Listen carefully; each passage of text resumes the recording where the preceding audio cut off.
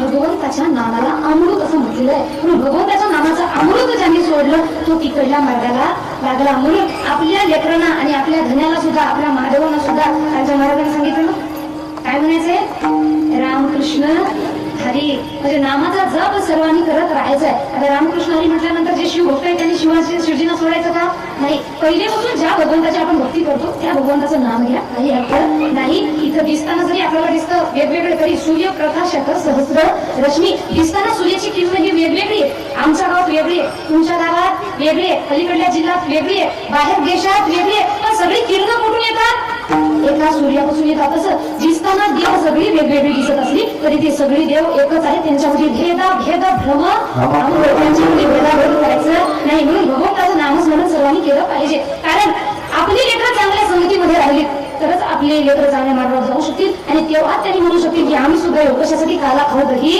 भात.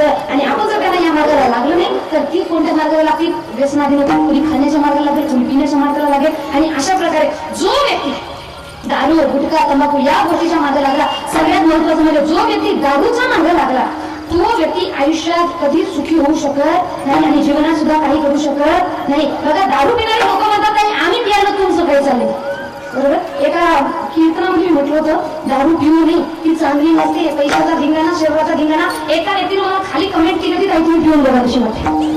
नंतर सोडा वाटतं का, आणि आम्ही आमच्या पैशाची फेड महाराज लोकांचं चाललं काय. एक उत्तर तुम्हाला देते बघा, की ज्यांना वाटते मी दारू पिलोय माझ्या जीवनाचा नाश व्हायला, कुणाचं काही जात नाही, त्यांच्यासाठी हा दृष्टांत आहे. खरी घडलेली घटना आहे, माझ्या जवळची. फक्त मी आता तिचं नाव सांगत नाही. एक मुलगी, अशी मुलगी लहानपणापासून दोघी तिघी बहिणी होत्या, पण घरी मायबापांकडे जास्त पैसा नाही, म्हणून मायबापाने 2 मुलीचं लग्न केलं. ही तिसरी होती. आता ही तिसरी एवढी जिद्दी होती, तिनं जीवनामध्ये एक ध्येय केलं होतं की माझ्या जीवनामध्ये मी काहीतरी करणार, माझ्या आई वडिलांची गरिबी दूर झाली पाहिजे आणि मी स्वतःचं काहीतरी व्यक्तिमत्व सिद्ध केलं पाहिजे. ती मुलगी एवढी अभ्यासू होती, तिला 4थी पासून आम्ही सोबत होतो जवळपास, एकाच वयाची आहे. आज तर ती असली समजा माझ्या वयाची राहिली असते.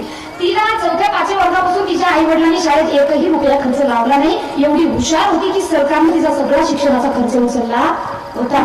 अशी मुलगी शाळा शिकली, सगळं झालं, लेकरांना ट्युशन घ्यायची, त्यातून काही पैसा होतो तो आई वडिलांना हातभार लावण्यासाठी द्यायची. आणि अशी मुलगी चांगलं तिचं जीवन झालं, शिक्षण घेतलं, पैसा तिने कमायला सुरुवात केली. पण एक दिवस तिच्या जीवनामध्ये चांगला आला, नवरात्रीचा पहिला दिवस.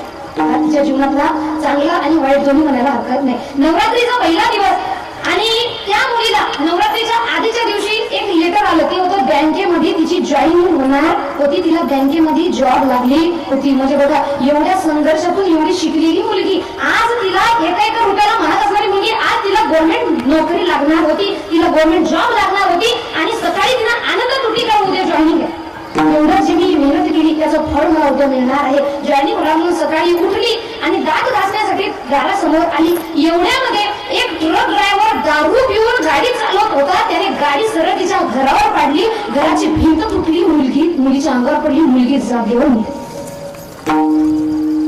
आणि दारू आले म्हणतात आम्ही प्यालो, तुमचं काय चाललंय. मला मी सांगू इच्छिते दारू पिणाऱ्या व्यक्तींना, तुमच्यामुळे ज्या व्यक्तीचं नुकसान होतं, तुमच्यामुळे ज्या व्यक्तीचा जीव जातो, अहो तुम्ही पैशाने भरपाई करू शकता पण त्या मुलीचा जीव वाचवू. आणि आपल्यामुळे जर कुणाचं वाईट होत असेल, आपल्यामुळे जर कुणाचा जीव जात असेल, ठीक आहे तुम्ही पिता एका रूम मध्ये बंद करा. आता हा विषय सुद्धा काय असतो, तुमच्यामुळे तुम्हाला त्रास आहे, तुमच्या घरच्यांना त्रास आहे. एक महिला जिचा नवरा घरात लक्ष ठेवत नाही, त्या महिलेवर डोळे टाकणारे किती पुरुष आहेत तुम्हाला माहिती आहे नाही. पण ती महिला आपलं जीवन एवढ्या संघर्षामधून सुद्धा पुढे नेते का, कारण माझं कुटुंब चांगल्या प्रकारे राहिलं पाहिजे, माझ्या कुटुंबावर. कारण नवराही लक्ष देणं, बायकोही लक्ष देणं सोडलं तर. आणि मी त्या दिवशी सांगितले आपलं दारू पिण्याचं कारण काय, मला टेन्शन यायला म्हणून मी दारू पितो. आणि त्यांनी जर म्हटलं मग माझ्या मला दारू प्यायला मला नाही टेन्शन यायला, मी पितो दारू प्यायला, आपलं कसं होणार. म्हणून दारू हा पिण्याचा विषय नाही. आणि टेन्शन आलं तरी सुद्धा दारू कुणीही पिऊ नये. आणि ज्यांना व्यसन आहे त्यांना जर माझा बोलण्याचा विषय पटत असेल, त्यांनी कीर्तन झाल्याच्या नंतर किंवा आता कीर्तनामध्ये सुद्धा कुणी असे मला भेटल्याच्या नंतर आम्ही माळी आणलेला आहे. कुणाला माळ घालायची असेल पुरुष वर्गापैकी, महिला वर्गापैकी, कुणाला मास्क सोडायचं असेल, कुणाला माळ घालायची असेल, किंवा कुणाला माळकरी व्हायचं असेल, कुणाला दारू सोडायची असेल, कुणाला गुटखा सोडायचा असेल, कीर्तन झाल्याच्या नंतर फक्त त्यांनीच भेट द्यायची. बाकी इतरत्र फोटोसाठी कुणीही गर्दी करायची, फक्त त्यांनीच भेट द्यायची. ज्यांना वाटतं की काही कीर्तनामध्ये तुम्ही आले, बोलले आमचं मन परिवर्तन झालं आणि आम्हाला वाटतं की खरंच आम्ही गुटखा सोडायला पाहिजे, आम्ही व्यसन सोडायला पाहिजे, आम्ही दारू सोडायला पाहिजे. एवढे दिवस होत नव्हतं पण तुमच्या बोलण्यातून आम्हाला थोडा बदल वाटतोय. आम्ही करू शकतो, ट्राय करून बघायला काही हरकत नाही. त्यांनी या माझ्याकडं त्यांच्या गळ्यामध्ये सर्वांच्या माळी घातल्या जातील आणि त्या महिलांचं तेवढं जीवन सुद्धा सुखी केल्या जाईल.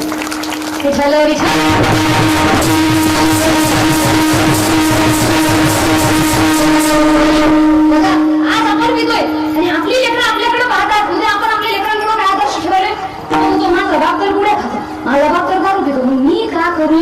नाही मी पहिल्या दिवशी सांगितलं तुम्ही का समजा मी जर दारू पिऊन आली आणि तू मला म्हटलं दारू प्यायची नाही, तुम्ही माझं ऐकणार का नाही. मग आपण आपल्या लेकरांसमोर दारू गुटखा सगळ्या डिस्काउंट होतोय, व्हिडिओ होतोय आणि लेकरांना सांगतो हे चांगलं नसते, ते आपण ऐकणार का नाही. आपल्या मागण्या का होईना करेल, कारण लेकरांसाठी त्यांचे आदर्श कोण असतात, त्यांचे आई आणि वडील लेकरांसाठी त्यांचे आदर्श असतात. बाप जर खापीत असेल, बाप जर खात असेल तर यापेक्षा लेकरांना दुसरं काही कशाची गोष्ट परवा करणार नाही. तो सरळ म्हणून माझा बाप खातो मी सुद्धा खाईल. असं आमच्या गावामध्ये, आमच्या जवळपासच्या गावामध्ये कुटुंब होतं.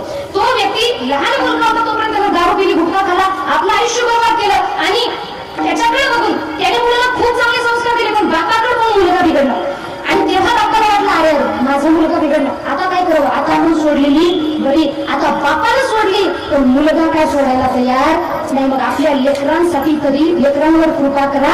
आपली लेकरं चांगल्या मार्गावर गेली पाहिजे, आपल्या लेकरांना आपली लाज नाही वाटली पाहिजे. यासाठी कुणीही दारू गुटखा खाऊ नका, दारू पिऊ नका आणि गुटखा सुद्धा खाऊ नका. विचारलं